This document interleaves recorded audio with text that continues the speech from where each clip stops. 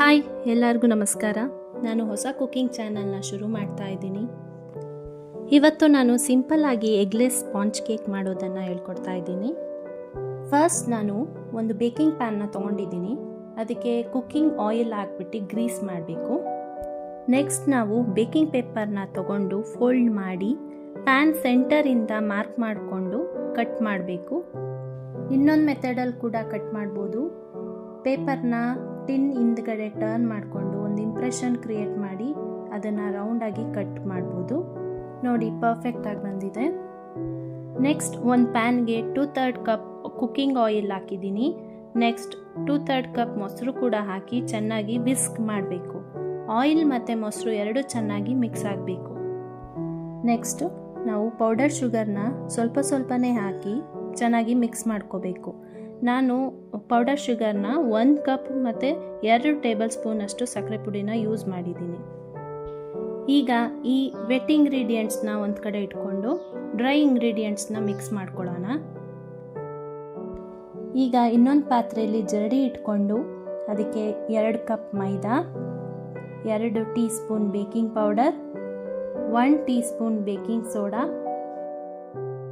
Next 2 ಚಿಟಿಕೆ ಉಪ್ಪು ಹಾಕಿ ಚೆನ್ನಾಗಿ ಜರಡಿ ಮಾಡ್ಕೋಬೇಕು. ವೆಟ್ ಇಂಗ್ರೀಡಿಯೆಂಟ್ಸ್ ಮತ್ತು ಡ್ರೈ ಇಂಗ್ರೀಡಿಯೆಂಟ್ಸ್ ಎರಡು ಮಿಕ್ಸ್ ಮಾಡೋಕ್ಕಿಂತ ಮುಂಚೆ ಓವನ್ನ ಪ್ರೀ ಹೀಟ್ ಮಾಡ್ಕೊಳ್ಳೋಣ. ಟೈಮರ್ನ 10 ಮಿನಿಟ್ಸ್ಗೆ ಸೆಟ್ ಮಾಡಿ ಟೆಂಪ್ರೇಚರ್ನ 180 ಡಿಗ್ರಿ ಸೆಲ್ಸಿಯಸ್ಗಿಟ್ಟು upper and lower heating fan ಮೋಡ್ಗೆ ಸೆಟ್ ಮಾಡಬೇಕು. ಇದರಿಂದ ಈಕ್ವಲ್ ಆಗಿ ಟಾಪ್ ಮತ್ತು ಬಾಟಮ್ ಸೈಡ್ ಏರ್ ಸರ್ಕ್ಯುಲೇಟ್ ಆಗುತ್ತೆ. ಅಷ್ಟರಲ್ಲಿ ವೆಟ್ ಇಂಗ್ರೀಡಿಯೆಂಟ್ಸ್ ಮಿಕ್ಸ್ಚರ್ಗೆ ಸ್ವಲ್ಪ ಡ್ರೈ ಇಂಗ್ರೀಡಿಯೆಂಟ್ಸ್ನ ಹಾಕಿ ಕಟ್ ಆ್ಯಂಡ್ ಫೋಲ್ಡ್ ಮೆಥಡಲ್ಲಿ ಮಿಕ್ಸ್ ಮಾಡಬೇಕು. ಓವರ್ ಮಿಕ್ಸ್ ಮಾಡಬಾರ್ದು, ಜೊತೆಗೆ ಯಾವುದೇ ಲಮ್ಸ್ ಇಲ್ಲದೆ ಇರೋ ಹಾಗೆ ಮಿಕ್ಸ್ ಮಾಡಬೇಕು.